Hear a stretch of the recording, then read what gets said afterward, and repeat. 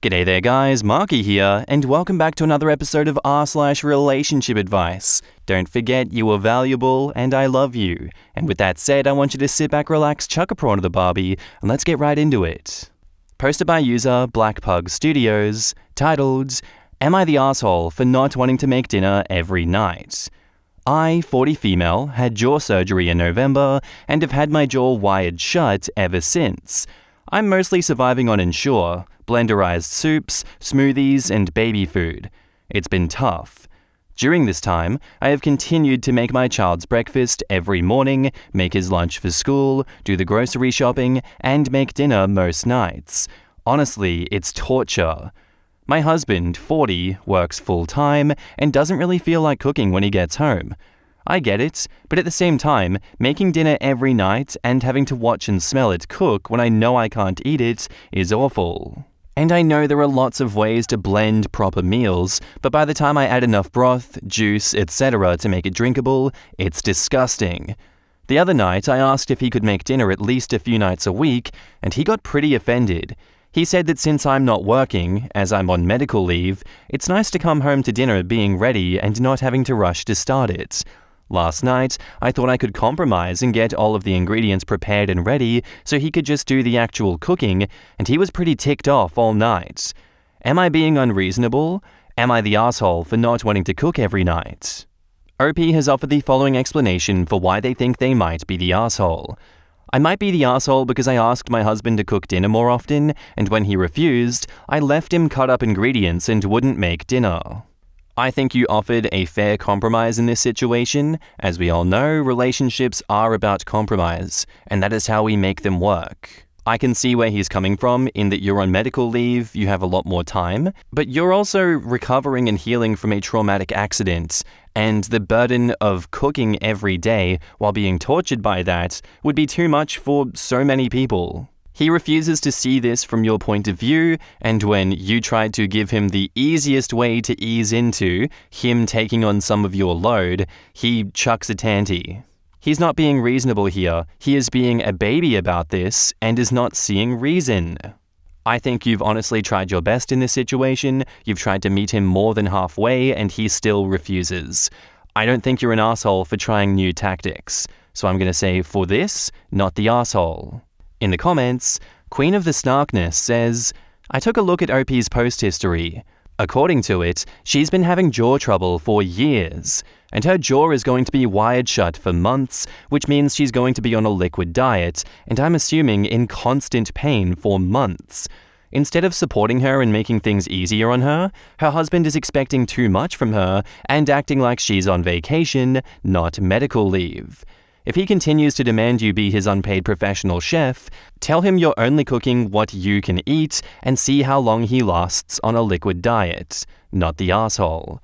Complex Pirate replies, This is the way. Don't prepare food you can't eat. If they don't like it, they can make something themselves. This is exactly what my mother would have done. She may not have been the greatest mum in the world, but she never put up with one iota of bullshit from my dad. They are still happily married to this day, just have a lot better idea of where the boundaries are. I have 18-month-old twin daughters, and I hope one day they say something like this about me. I would love to show them by example what a healthy co-parenting, co-household, team approach to a family looks like. OP's post breaks my heart. This type of behavior and expectations are generational. Her children see him talking to her and treating her like this, and will expect that this is what a woman's role in the family is, and that is heartbreaking to me. OP is not the asshole, which I think is pretty obvious to anyone who isn't her asshole husband. My dad criticized how my mum did laundry in the beginning of their marriage. As a result, he's been doing his own laundry for 40 years now. It's an infamous story in my family now, and mostly something that was said as a warning to the rest of us. Sometimes you've got to take a stance. My dad is hopeless at cooking though, but at least he tried after my mum's car accident. I ended up learning how to cook anyway as a defense mechanism. The raw chicken was the last straw, but there were at least attempts. And he knows how to make sandwiches if my mum is really feeling bad. Dora the Urban Explorer says, Not the asshole. You're on medical leave, which means you were sick enough you cannot work. You should be resting, especially when there is an able-bodied adult around that can help out. Medical leave does not equal stay-at-home wife. Obviously help out as much as you can, but this is a fair ask.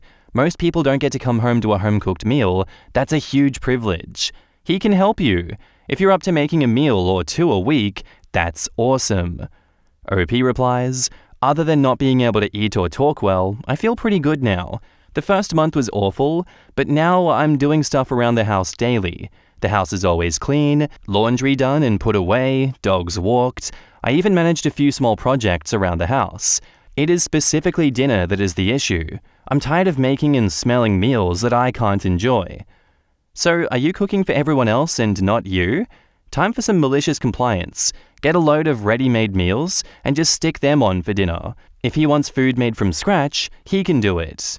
And OP replies, I cook for everyone and then sit down with a glass of Ensure and blenderized soup. Love the ready-made meals. Seems like an easy compromise. And now, on to the update. I posted maybe 2 months ago about difficulties with not wanting to make dinner every night while my jaw was wired shut for an extended period after surgery. Original post linked above. I think the most heartwarming and unexpected of all were the soup and recipe suggestions that were shared, which was super helpful. I decided to go for a mix of petty revenge and adult behavior and made us all a dinner of soup and homemade bread the night that I made the post. My husband and son loved it, and we were all happy to be sitting down to a meal together as a family. But then I made soup and biscuits with salad the next night.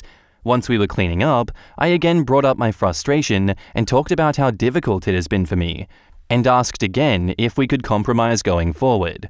I used many of your suggestions about batch cooking, meal prep, etc., and asked if there were days that he feels more stressed coming home.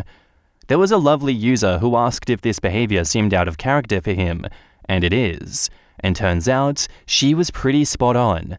There has been some things happening at work that have been pretty stressful, and he hasn't wanted to talk about it, so coming home and making dinner has just been one more thing to deal with.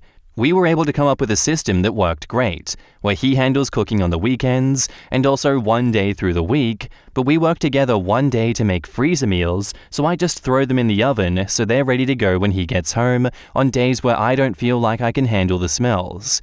Thankfully, I had my second surgery earlier than planned, and while I'm still dealing with side effects, I'll be eating normal food with my family soon. I'm on my third prosthetic and dealing with lingering post-op infections, wishing I could go back and tell myself to live with the pain. Surgery is not worth it. My jaw is still kind of a mess, hoping that one day that will no longer be the case. The problem that I have is fairly complex, and while I was hoping for an easy fix, it turns out that's not what's going to happen. In the comments, Timidino says, Oof, jaw surgery seems extremely painful. I'm happy that they figured out how to cover the meals together. I've had jaw surgery where my jaw also was wired shut afterwards, though thankfully not as long as this. It was horrible. Your face and neck are all swollen. Everything you can eat is extremely boring, or just disgusting really, and it hurts like hell. I really feel for OP.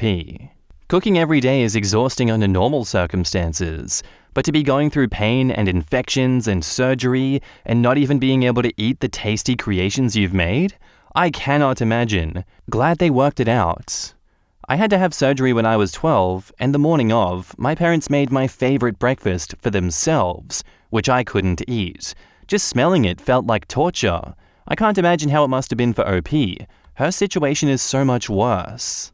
Silverhawk says, medical leave is not a vacation. What the hell? If you're on medical leave, it's usually because you're not capable of working for one reason or another.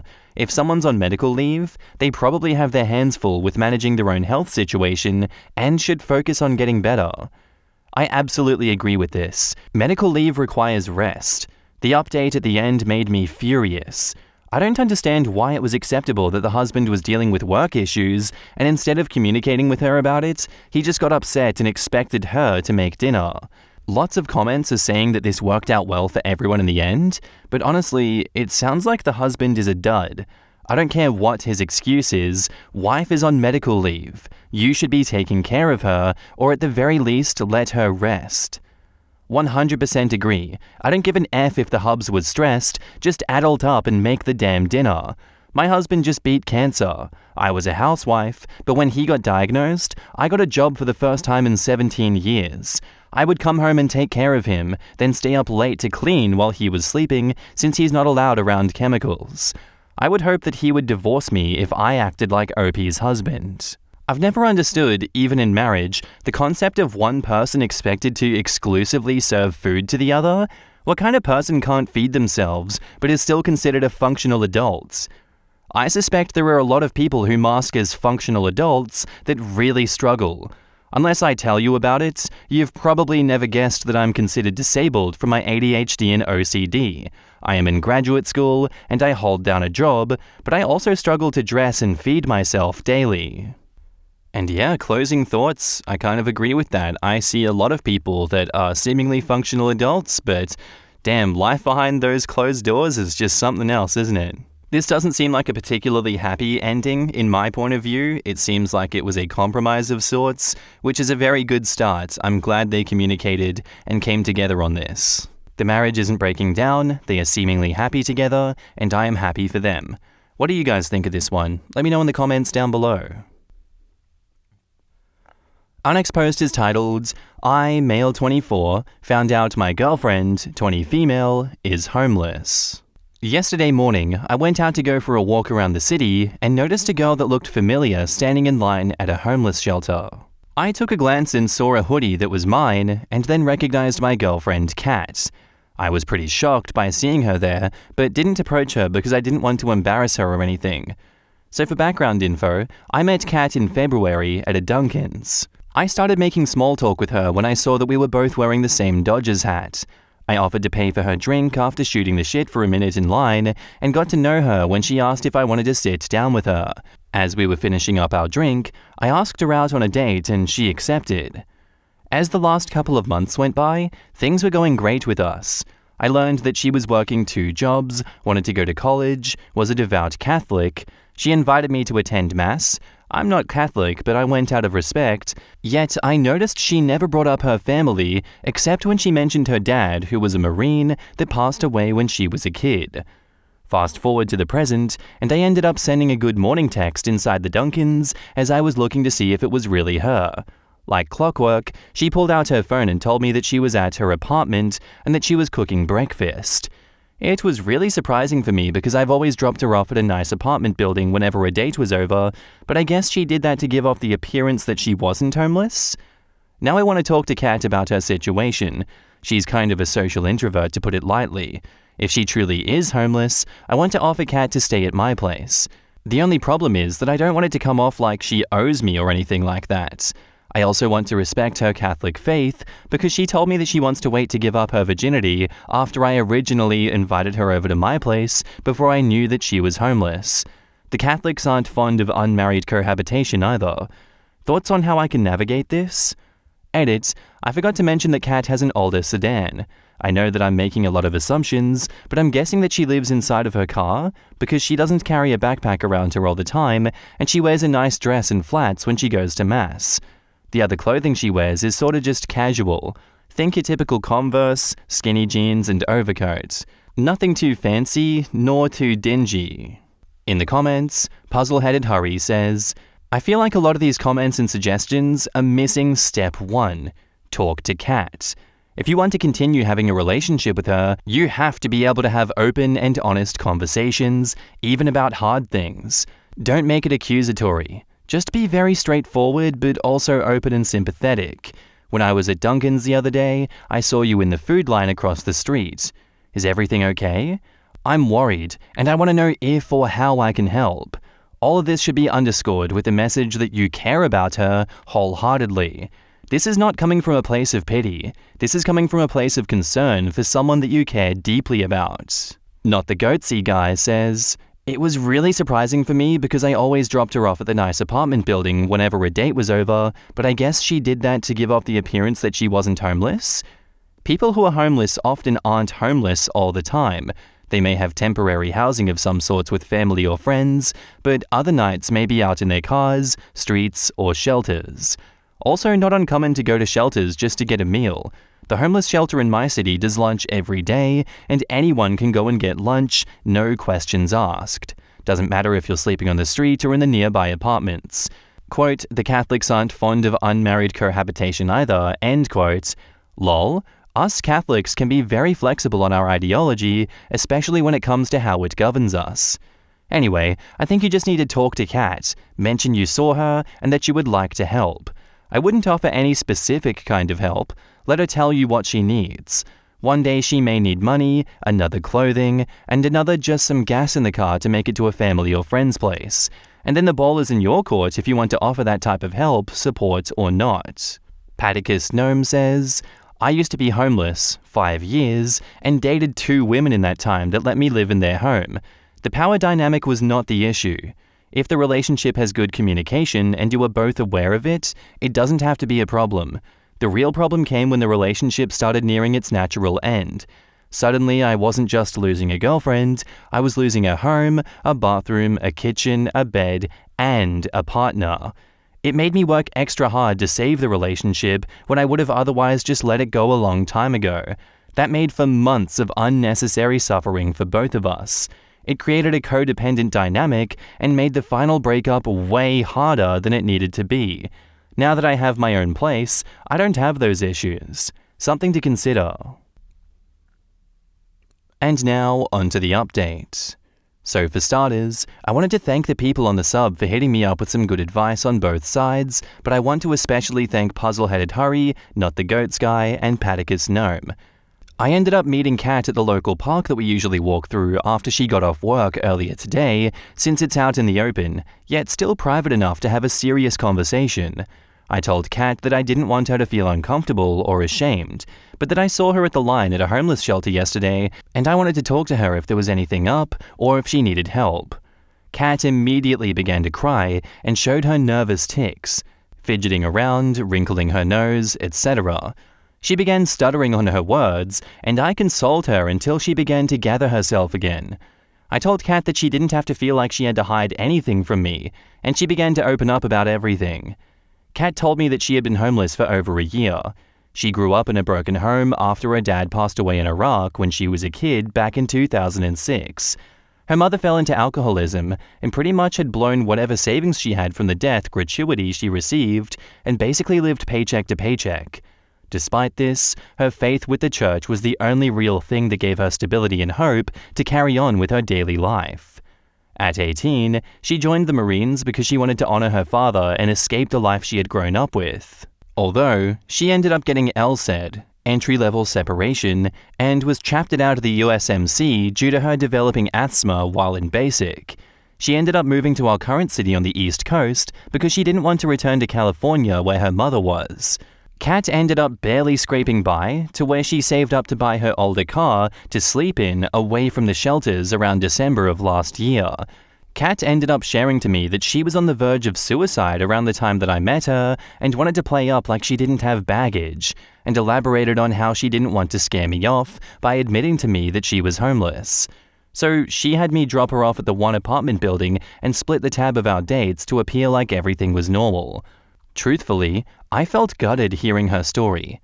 I had feelings that things probably were bad for her, but I didn't think it was that bad. Kat showed me her DD-214. I'm currently an E5 in the Army Reserves, so I knew her story was verifiable, as well as the pictures she had of her past. I told her that I wanted to help her out in any way, and that I was open to having her move to my place with the added kicker that we could go to IKEA to get her a bed set to make my living room into her living space, since I wanted to respect her physical boundaries that was in place from her Catholic faith.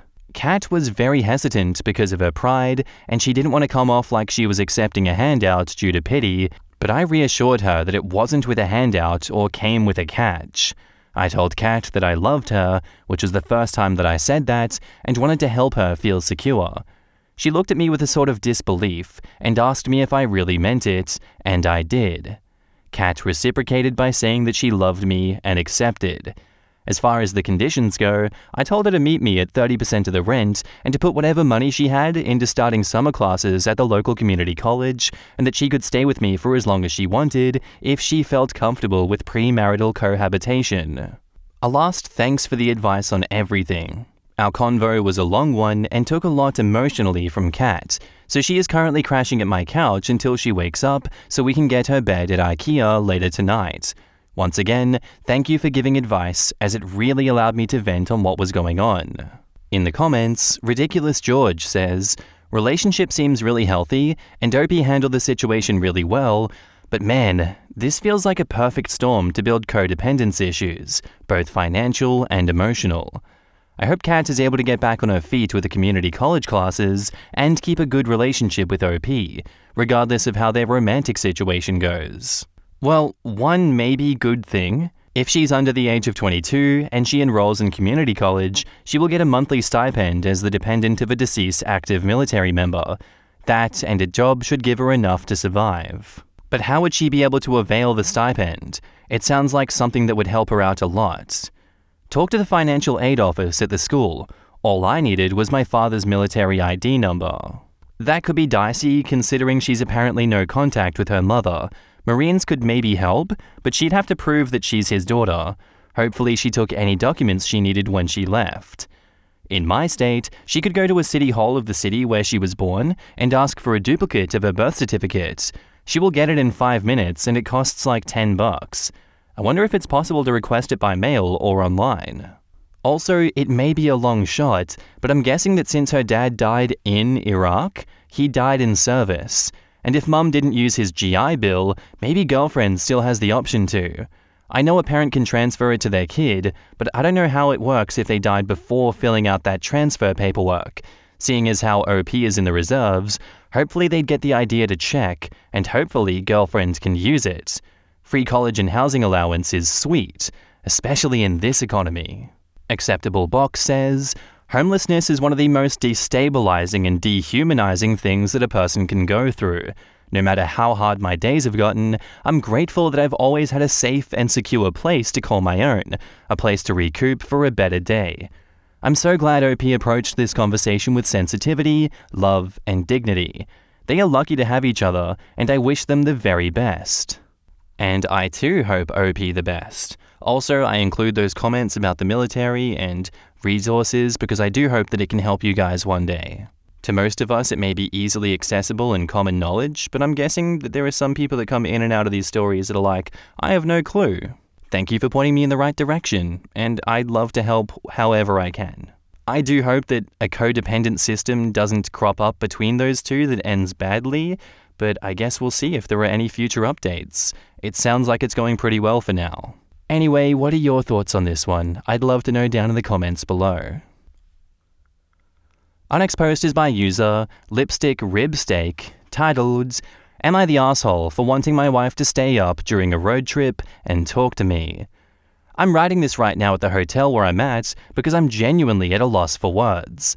I don't think I'm in the wrong, but at the same time, she looks really pissed at me. My wife, me, and our 2-year-old are going on our first family road trip to California.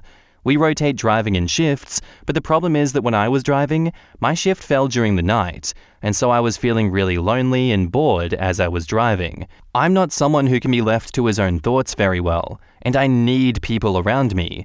I thrive on energy and excitement. My wife is a bit of the opposite. She's generally fine with being left alone and can sit quietly for hours and hours upon end. The problem is that at around 11 p.m., I was driving and my wife and our son were in the back seat. I was feeling isolated, so I shook her awake, but then our son woke up and, well, you can probably guess what happens next. Once he quieted down, my wife began to quietly blow up at me about how much of a dick I was being. I told her that it wasn't fair for her to just sleep like that, and it made me feel like a driver. She then said that she doesn't force me to stay awake or engage with her, but I told her that that's a cheap blow because we're not the same people, and I kept my mouth shut while she was driving because I know she doesn't like distractions, even though it bothered me terribly. So the least she could do is to stop being selfish and help me keep sane. Despite my perfectly logical answer, she apparently got emotional and then started whisper screaming some shit about how raising one toddler is hard enough and that she didn't know that there was another one in the car who needed his whims catered to at every moment, and at that point, since she got rude, I decided to disengage. Now our whole trip is falling apart, and she's making me out to be the bad guy. I don't get it, OP. I thought you needed people around you. I thought you of all people thrived on energy and excitement, and now you're getting the energy and excitement that you want, and now you're disengaging? What's the problem, man? She was giving you all the energy and excitement that you wanted. You literally asked for this and you can't handle it. Why are you getting so emotional and upset, OP? What's the problem, man? Anyway, you're the asshole. You're definitely an asshole for this one. Screw you for starting fights and then not ending them properly. You are the bad guy. In the comments, Glad to Be Alive 2020 says, "You're the asshole for several reasons. You said, I was driving. My shift fell during the night, and so I was feeling really lonely and bored as I was driving. I'm not someone who can be left alone with his thoughts very well, and I need people around me. I thrive on energy and excitement. I was feeling isolated. I shook her awake. Then our son woke up, and well, you can probably guess what happens next. Once he quieted down. Hate to break this to you, but your wife isn't just an accessory to your life. She is a living, breathing being with her own needs and wants. You talk a lot about what you need. What about what your wife needs? You basically are so self-centered that you want your wife to stay awake while she drives and during your driving shift and take care of the baby while you were driving. You were also so selfish and self-centered that you didn't care that waking up your wife would disturb and awaken your son. You probably were happy the baby woke up since it brought some excitement and energy into the moment. You said, despite my perfectly logical answer, blah blah blah blah blah. So then when she calls you out on your utter BS, then you pull the women are reacting emotionally, as opposed to your BS. Your wife is correct in her assessment of your toddlerhood. If you don't change and step down off your high horse and start treating your wife and child with respect, and not always putting yourself first, your next drive probably would be to a divorce attorney. Ugh. Any guy who will describe himself as logical and his wife as emotional in the same sentence is automatically an asshole. It's pretty logical that she would want to sleep after a full day of driving. It's pretty logical she wouldn't want you to wake up a screaming baby. And he was being very emotional and waking her up just so that she could make him feel less lonely and bored. Generally, dudes who go right to the logical and emotional defense think they are smarter than their wives, and they are clearly always right because they are guided by clear masculine logic and their wives by hysterical feminine emotion, when in fact they are way more motivated by emotion themselves and usually selfishness that they just refuse to see. Exactly, he was projecting his shortcomings onto her. Plus, loneliness and boredom are emotions and feelings, not logic, not reason. He is double, triple, quadruple, you're the asshole. Tootin' Snooty says, you're the asshole. How can your wife safely drive during her shift if she's tired from staying up and talking to you? Podcast, music, phone a friend, something. Your wife probably carries most of the mental load when it comes to caring for your toddler. The least you could do is let her sleep. And that's where I'm going to end today's episode, guys. I do hope you enjoyed. If you did, let me know what you thought about it down below. If you didn't, let me know what you thought about it down below. I'll see you on the next one. Bye.